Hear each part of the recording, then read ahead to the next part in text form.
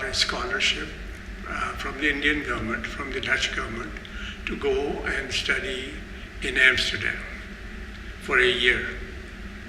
And that changed my life, because I came across Cobra group of painters.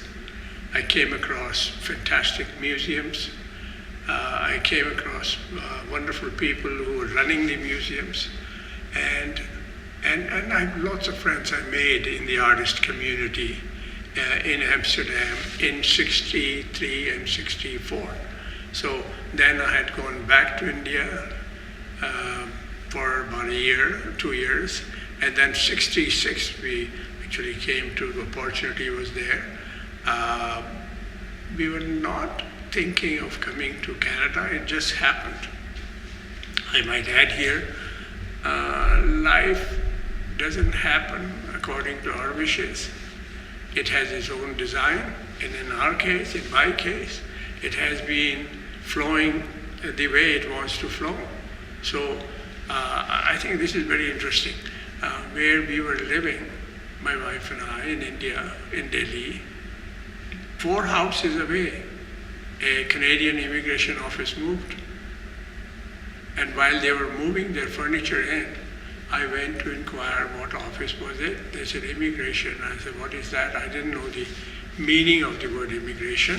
So they said, if you want to go to Canada, that's where you would apply. And the lady, while she was moving or guiding the furniture to move inside the building, gave me the form, which I filled out right at the gate and gave it to her.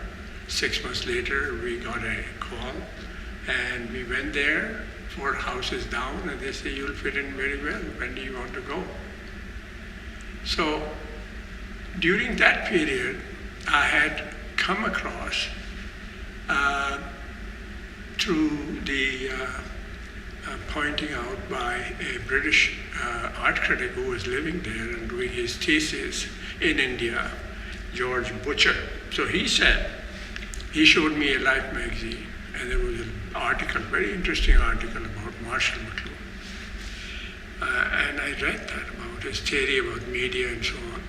So I sent him a letter admiring all this. And so once we were in Toronto, I called him up and said, I'm the artist who wrote you a letter. He said, okay, come on over at the university. A French television is going to interview me. You'll be able to hear me about what I'm working on. So that was the first meeting. After his interview, he asked his friends who were present at the interview, he said, what can we do for our Indian friend? And somebody said, let's take him to an art gallery. And which art gallery? Somebody said, let's take him to Isaac's gallery. So he was driving. I was sitting beside him.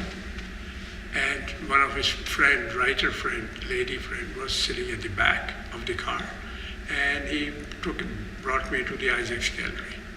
Now at the Isaac's gallery, Eve Isaacs came running at the door, and Marshall said, what can you do for our Indian friend? He said, leave him to us, we'll look after him. And then while we were there in Toronto, we started discussing about this East-West happening. Because I said there are so many similarities between India and this Canadian culture. So he said, why don't you do this East-West happening? And he was talking about global village and all that ideas, at that time. So it fitted very well. So that's when I created the happening for 2 nights at Isaac's Gallery. I made a film in which he was featuring. I did an audio interview of him, which we'll be able to play in this exhibition. And you'll be able to see this film too. So all these things happened. And then he was talking about rear view mirror at that time, the word he coined, which excited me, and I did a series of paintings for so many years titled Rear View Mirror. And while I was doing that, the idea occurred to me, why shouldn't we do a collaborative work?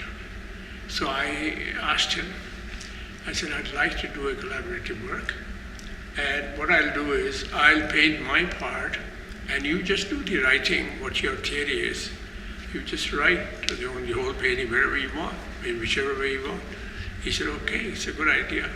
So I took the incomplete painting to his center, Center for Culture and Technology at the university, and he did his part. And one part I said, can I take the liberty of making it bold by my hand, and the rest I keep in your own handwriting? He said, it's okay. So it's a historical painting, it's a wonderful painting.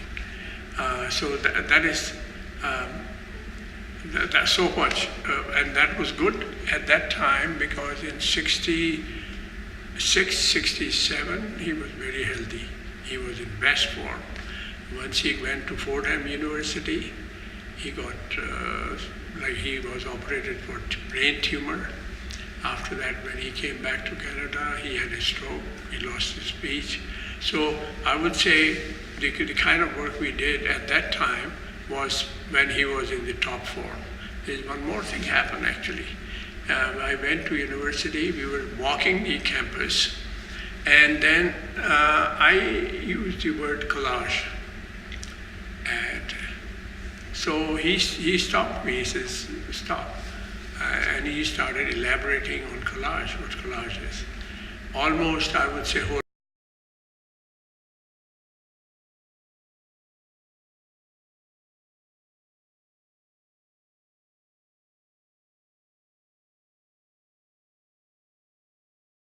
officially running his blog right now. He somehow researched and found what he was talking about. So that is on his blog, that's what he talked about collage. I would say how I came about doing collage or working with collage as a medium. In India, where I come from, village fairs.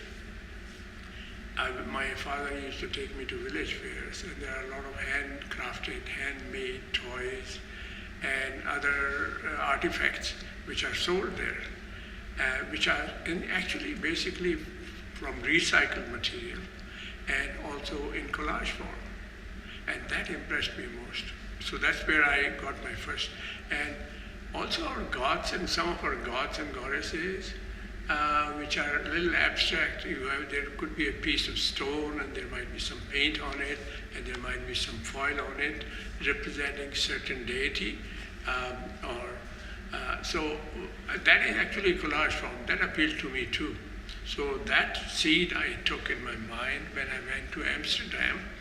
And when I looked at the map of Amsterdam, which was such zigzag, all those canals, and I thought it would be wonderful to use this and create a collage. And so my first collage I did was in Amsterdam, which is also in this show. That's how the collage began. Now you might say, why it appealed to me, why I'm continuing for so many 40, 50 years doing collage. Because, if you look around, if I'm talking to, somebody's videographing me, somebody's talking to me, what is happening? We are using words, that I'm thinking of something I've forgotten at home, or I'm going to go somewhere, that stream of consciousness. See, so the layering of these thoughts and ideas and visuals, what I'm seeing, it is collage all the time.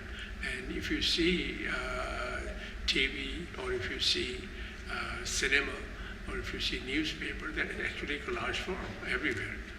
So that is a very, I would say, dynamic collage form, every part of our environment.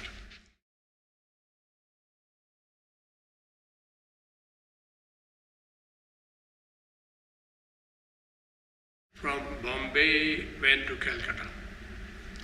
And Calcutta, the nightlife interested me.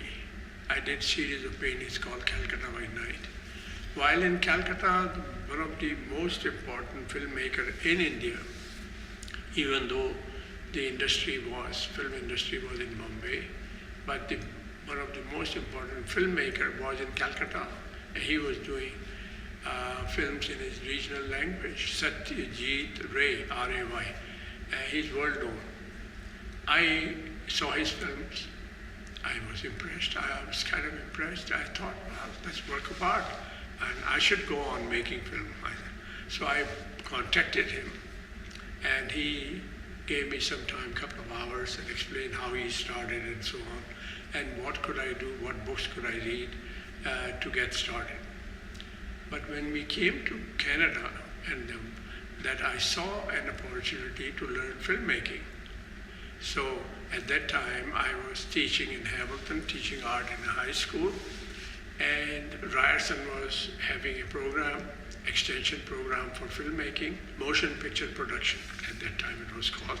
So I would drive from Hamilton to Toronto for 2 years in the evening to attend those classes. And that's how my first experience of filmmaking. Then I started making short films, and then video came along, so I started making art video. So that's how the whole thing is, and it's still continuing. Today, actually, the digital has changed everything. Digital now, everything is your sound, your words, your image, your moving image. The same camera can do it. Same still camera can do everything. So now I don't have to go to Ryerson, but it was a good thing, good training, good schooling. I went there. But today's, I would say, videographers or filmmakers, they have easy access to that medium. And that excited me. A group in New York City called International Society of Copier Arts, they call it straight copier arts. And I became a member of that group, ISCA, I-S-C-A.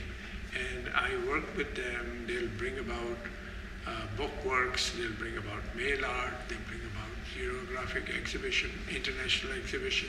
So I worked with black and white for a very long time, and then I switched to color. When the color came about, I would say I did lots of work for many, many years, and you'll see examples in this exhibition too.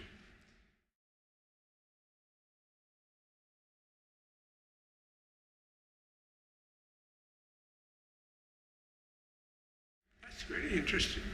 At home, I feel at home here. But when I'm in India, I feel at home there. But after a while, after a couple of months, I start missing home, which is Canada.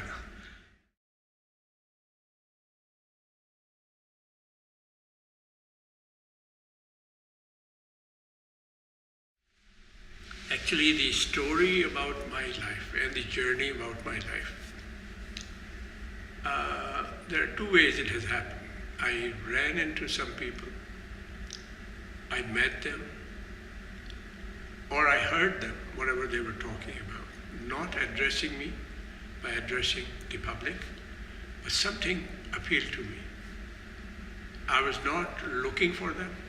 They just happened to be there on my way somewhere. I bumped into them. Or I have, by design, I was wanted to go somewhere and learn something and do something. That has also happened. So combination of these two, these accidents and purposeful, these events and people's looking for people. So combination of these two have made me as what the artist I am today.